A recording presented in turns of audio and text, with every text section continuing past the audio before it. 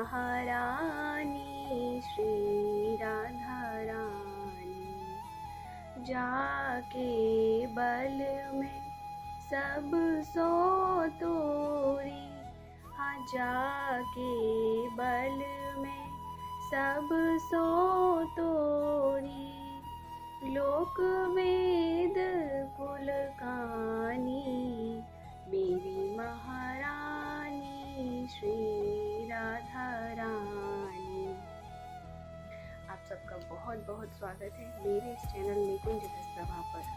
अगर आप नए हैं मेरे इस चैनल पर तो मेरे चैनल को ज़रूर सब्सक्राइब करें और बेल बटन आइकन को प्रेस करें।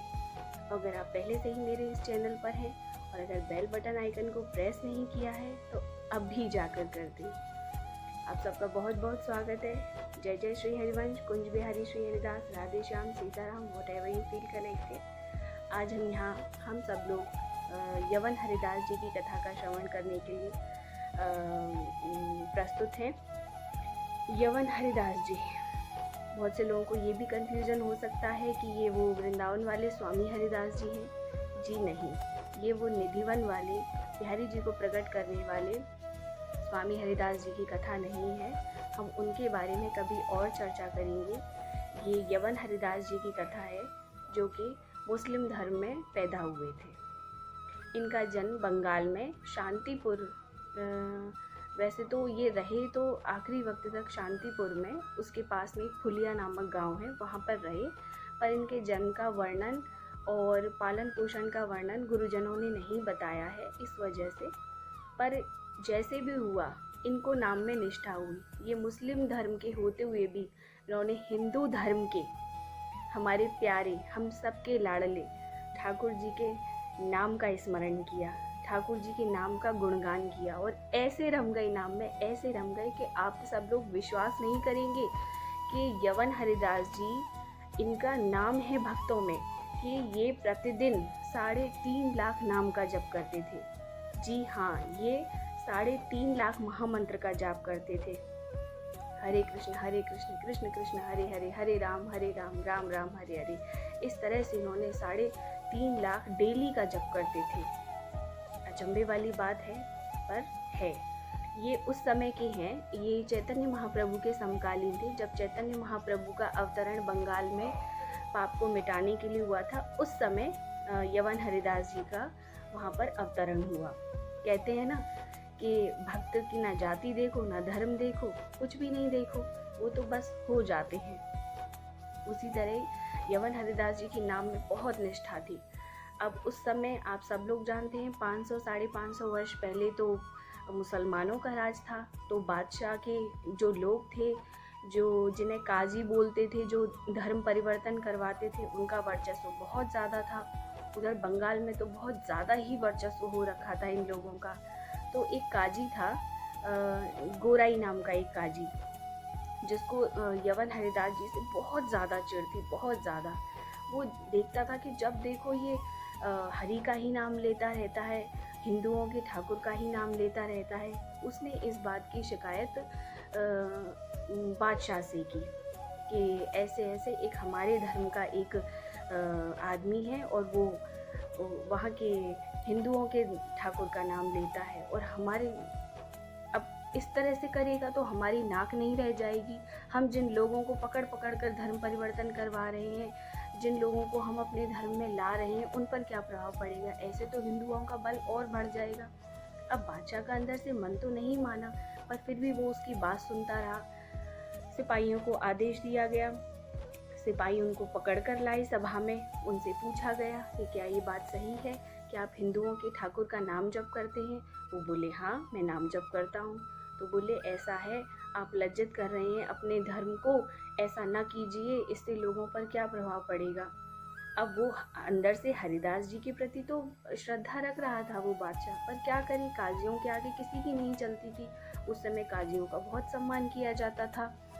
तो स्वामी हरिदास जी ने, क्षमा कीजिए, यवन हरिदास जी ने बादशाह से कहा कि जो लोग हिंदू धर्म से मुस्लिम धर्म में परिवर्तित हो रहे हैं, आप उनका तो सम्मान करते हैं, आप उनसे तो कुछ नहीं कहते हैं, पर जो लोग मुस्लिम से हिंदू बन रहे हैं, फिर आपको इस बात पर आपत्ति क्यों है? अब ये प्रश्न सुनकर पूरी सभा स्तब्ध रह गई। बादशाह भी कुछ नहीं बोल पाया, वो भी एकदम निशब्द हो गया।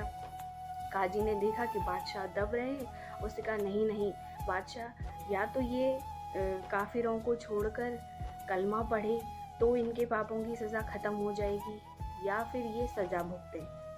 तो बादशाह को उसकी बात माननी पड़ी। बादशाह ने कहा या तो आप सज़ा भुगतिए या फिर आप कलमा पढ़ लीजिए, जिससे आपके पाप शुद्ध हो जाए और आप दोबारा से मुस्लिम धर्म में आ जाए। तो यवन हरिदास जी ने कहा ये तो मुमकिन नहीं है कि हम अपने ठाकुर का नाम छोड़ दें, भले आप हमें सज़ा दे दें। अब काजी को मौका मिल गया। काजी ने कहा महाराज ये सही ठीक है, बादशाह ये सही कहा इसने, चलो ये कलमा नहीं पढ़ रहा, ये काफिर हो चुका है, उन काफिरों के साथ मिलके पता नहीं क्या जादू कर दिया है उन नंग धड़ंग काफिरों ने इसके ऊपर। तो इसको 22 बाजारों में कोड़े मारकर और ऊपर से बैंतों की बौछार करके इसको निकाला जाए तो ऐसा डर बैठेगा लोगों के अंदर कि लोग कांपेंगे, उन काफिरों के ठाकुर का नाम लेने में लोग कांपेंगे, धर्म परिवर्तन करने में कांपेंगे। तो इसलिए इसको ऐसी सजा दीजिए जिससे सबके लिए सबक बन जाए। अब राजी हो या ना हो, राजा को उसकी बात माननी पड़ी। सिपाहियों को आदेश दिया गया कि इसको कोड़ों की मार लगा लगा कर, बैंत लगा लगा कर 22 बाजारों में घुमाया जाए और इसको मृत्यु दंड दिया जाए मार मार कर। अब सब लोग स्तब्ध रह गए, पूरी बात आग की तरह फैल गई पूरे इलाके में कि इनको 22 बाजारों में मारा जाएगा। सिपाही पकड़ कर लाए स्वामी हरिदास जी को और स्वामी हरिदास जी ने यवन हरिदास जी को पकड़ कर लाया गया और बोले कि अब बोलेगा, हरि का नाम लेगा, अब बोलेगा। बोले कि चाहे कुछ भी कहो पर मैं हरि का नाम नहीं छोड़ूंगा। जब वो लोग कोड़े मारते तो कोड़ों के साथ उनकी खाल खिंचाती थी उस कोड़े में। सोचिए कि कितनी बुरी तरह से वो कोड़े लगते होंगे कि पूरी खाल खिंच कर आ जाती थी। खाल खिंचने के बाद फिर उन पर बैंत मारे जाते थे। 7-8 कोड़ों के बाद ही खून चुचाने लग गया उनके शरीर से, पर वो न जनता की तरफ देखे न सिपाहियों की तरफ, नज़र नीची करके बस अपना महामंत्र जाप करने में लगे रहे, अपने ठाकुर का नाम लेने में लगे रहे और हंसते जाएं और अपने ठाकुर से कहें कि हे हरि, इन बेचारों का कोई दोष नहीं है, इनको कोई सज़ा मत देना, ये बेचारे अपने कर्मानुसार इनकी बुद्धि भ्रष्ट हो चुकी है, मेरे कारण इनको कोई सज़ा मत देना, हे हरि इन पर कृपा कीजिए। अब वो मारते जाएं और हरिदास जी उफ तक ना करें। उन सिपाहियों को ये डर लगा कि ये मर ही नहीं रहा है, वरना आम आदमी तो 7-8 कोड़े में ही मर जाता है। हमारे 22 बाजारों में उन्हें घुमाया गया और फिर उनसे प्रार्थना करते करते, ठाकुर से प्रार्थना करते करते अंत में वो अचेत अवस्था में चले गए हरिदास जी और कहें कि बस एक बार हरि का नाम ले दो तुम लोग अपने मुंह से। अब वो लोग मारते जाओ और कहें अरे हरि का नाम लेगा और हरिदास जी इतने खुश हों, वो इतने खुश हो गए कि चलो इनके मुंह से हरि का नाम तो निकला, अब ये मार खाने में कोई गम नहीं है, कोई दर्द नहीं है, कोई दुख नहीं है, इन बेचारों के मुंह से हरि का तो नाम निकला, चाहे जैसे भी निकला। इस तरह जब वो अचेत अवस्था में चले गए, काजियों को बुलाया गया, उनका परीक्षण किया गया तो उन सब ने यही माना कि ये मृत्यु को प्राप्त हो चुके हैं, इनके देह में अब प्राण नहीं रहे। तो काजी ने कहा कि अगर इनको दफनाया जाएगा ज़मीन में मुस्लिम रीति के अनुसार तो ये स्वर्ग में जाएगा, ये जन्नत में जाएगा, तो इसको जन्नत जाने का हक नहीं है क्योंकि इसने काफिरों का साथ दिया है, इसलिए इसको गंगा में फेंक दिया जाए। देखिए प्रभु की कृपा, कैसी बुद्धि घुमाई, उनको गाड़ने की जगह पे गंगा माँ में प्रवाहित करने का निश्चय किया गया और पूर्ण परीक्षण करने के बाद चिकित्सकों के कि इनकी मृत्यु हो चुकी है, उनको गंगा में फेंक दिया गया। अब गंगा माँ की शीतल जल का जैसे ही उनके शरीर में स्पर्श हुआ, उनको चेत आने लगा और वो बहते बहते फुलिया गांव के एक घाट पे जाकर पहुंच गए।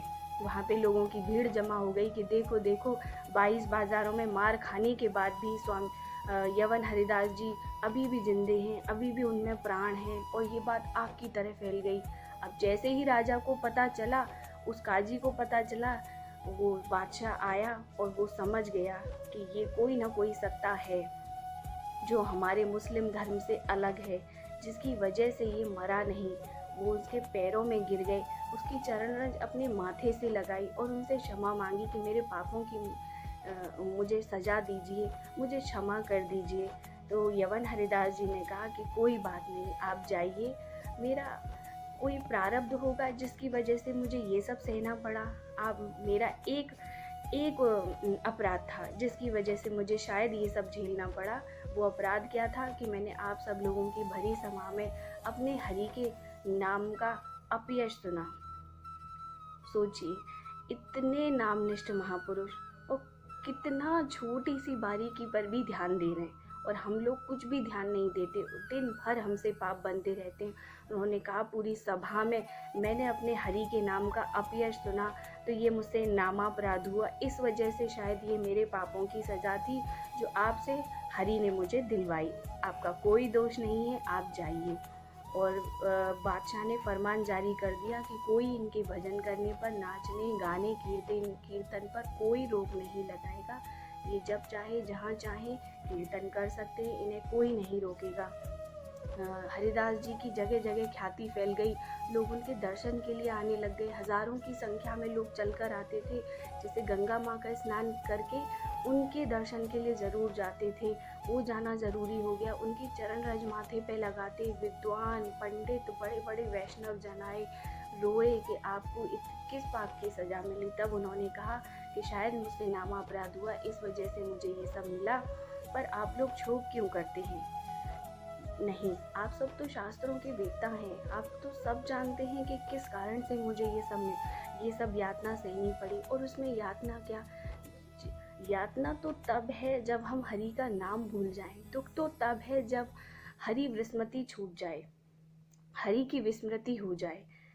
तो बोले, इसमें तो कोई बड़ी बात नहीं है, मैं तो नाम लेता रहा, हरि की स्मृति मुझे निरंतर बनी रही, मुझे तो लगा ही नहीं कि हरि मेरे साथ नहीं है, मुझे कोड़े पड़ रहे हैं, मुझे बैठ पड़ रहे हैं। आप सब जाइए, अपना अपना भजन कीजिए। इसी तरह से कुछ दिन बीते।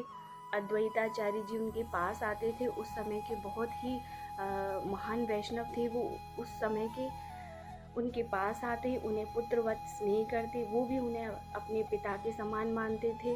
एक बार क्या हुआ कि अद्वैताचार्य जी ने वैष्णव जनों की, विद्वानों की सभा बुलाई।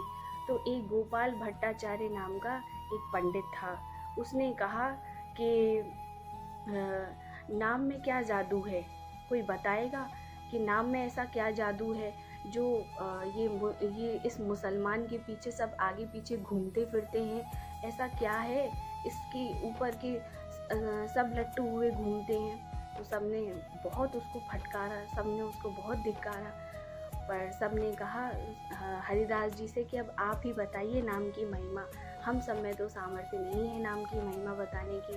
तब हरिदास जी ने कहा कि आप सब तो पुराणों के वेत्ता हैं, शास्त्रों का अध्ययन किया है, मैंने तो शास्त्रों का अध्ययन किया नहीं है, पर मैं अपनी छोटी बुद्धि से जो कह पाऊँ बस यही कह पाऊँगा कि नाम में जो शक्ति है वो एक तरह से एक रस्सी है नामी को बांधने के लिए। नाम नामी को आपके हृदय में कैद कर देता है। अगर आपके मुख में नाम है तो वो नामी आपसे दूर नहीं हो सकता, आपके हृदय में कैद होकर रह जाएगा। कोई भी दुख हो, नामी आपसे अलग नहीं रहेगा। अगर आपकी जिह्वा पर नाम है, अगर सतत नाम चल रहा है तो कोई दुख नहीं लगेगा, नामी आपके साथ सदैव रहेगा। तो इस पर उसने कटाक्ष करते हुए बोला, अरे वाह, अगर तेरा नामी इतना ही जानता है, इतना ही साथ देता है, तो क्या वो ये नहीं जानता था कि अजामिल जब अपने बेटे नारायण का स्मरण कर रहा था, नारायण नारायण कहकर, उसको ये नहीं पता था कि ये अपने बेटे को बुला रहा है कि मुझे बुला रहा है। जो तू ये कह रहा है कि वो पास बंधा चला आता है, उसे ये पता रहता है कि ये मेरा नाम ले रहा है, तो उसको ये नहीं पता था कि ये अपने बेटे का नाम ले रहा है। और ये तो अर्थवाद हुआ। जैसे ही उसने ये कहा, स्वामी हरिदास जी ने कहा कि अपनी जबान को यहीं बंद कर ले, मेरे ईश्वर को, मेरे नाम को अर्थवाद कहने की तेरी हिम्मत कैसे हुई? नाम में जो शक्ति है वो नामी तक में नहीं है, तू क्या जाने कि नाम की निष्ठा क्या होती है, नाम क्या होता है। उस गोपाल भट्टाचार्य पंडित ने कहा कि अगर नाम से किसी के हृदय का कलमश जाए, किसी की नीचता चली जाए, तो मैं अपनी नाक कटा दूंगा। और यवन हरिदास जी ने कहा कि अगर नाम से किसी के मन का कलमश न जाए, किसी के मन की नीचता न जाए, तो मैं अपने नाक के साथ कान भी कटवा डालूंगा। इस तरह से सभा में चर्चा होने लगी। अद्वैताचार्य जी ने देखा कि ज़्यादा मतभेद बढ़ रहा है। उन्होंने सभा को शांत किया और दोनों को चुप रहने के लिए बोला और उस बात को वहीं पे ख़त्म होने के लिए बोला। कुछ ही दिनों में उस गोपाल भट्टाचार्य को पीनस नाम का एक गलित रोग हुआ, जिसके कारण उसकी नाक में कीड़े पड़ गए और कीड़े पड़ने के साथ साथ उसकी नाक अपने आप गल के कट के गिर गई। अब आप सोचिए, क्योंकि उसने बहुत बड़ा नाम अपराध किया था। उसने ईश्वर की अवहेलना की थी, नाम की निंदा की थी, जिसकी वजह से खुद ही उसकी नाक कट के गिर गई। उसके बाद जब उसको एहसास हुआ कि मैंने बहुत बड़ा अपराध किया है, वो गया, हरिदास जी के चरणों में गिरा, उनकी रज माथे से लगाई, उनसे उनकी चरण वंदना की, उनसे क्षमा मांगी। अब भक्त तो सरल हृदय होते हैं, हमारे संत तो बहुत ही सच्चे हृदय वाले होते हैं, किसी से बैर होता ही नहीं है। उन्होंने कहा, प्रभु इसे सही कीजिए, इसने आपका अपराध किया, उसके लिए क्षमा कर दीजिए। ये मेरा अपराधी नहीं है प्रभु, ये आपका अपराधी है, मैं जानता हूँ, पर ये जो भी है, ये पंडित है, ये ब्राह्मण है, इसके ऊपर दया कीजिए, इसे क्षमा कीजिए। और इस तरह से यवन हरिदास जी का यश फैलता गया और इसी तरह उन्होंने नाम ले लेकर अपना पूरा जीवन बिताया। अब आप ही सोचिए कि नाम में कितनी शक्ति है, कितना सब कुछ कर सकता है नाम। तो इसीलिए आप सब भी जितना बन पड़े, आपको जो भी ठाकुर का नाम पसंद है, जैसा भी पसंद है, आप नाम लेते रहिए, सतत लेते रहिए। ये कहानियाँ कोई झूठी नहीं है, ये कहानियाँ कोई बनावटी नहीं है, इन्हें सच में महापुरुषों ने अपनी आँखों से देखा है, इसीलिए अपने ग्रंथों में इनका वर्णन किया है। आज भी अगर आप चाहें तो ठाकुर के दर्शन हो सकते हैं। बस हम में नाम लेने की सामर्थ्य होनी चाहिए, हमारे अंदर लगन होनी चाहिए नाम को लेने की। अगर नाम लेने की लगन है ना, तो ठाकुर ज़रूर आपके हृदय में प्रकट हो जाएंगे। इन्हीं नेत्रों से आपको दिखने लग जाएंगे, इन्हीं कानों से आप उनकी मधुर वाणी सुनने लग जाएंगे। इसलिए मेरा आपसे निवेदन है, सतत नाम जप कीजिए, अपने ठाकुर का नाम लीजिए, उनकी सेवा कीजिए, घर पर रहिए। कोविड है, अभी गया नहीं है, और फैल रहा है, और भी फैलेगा, इसलिए घर पर रहिए, सुरक्षित रहिए और पॉजिटिव रहिए और अपने ठाकुर के समीप बने रहिए। जय जय श्री हरिवंश। जय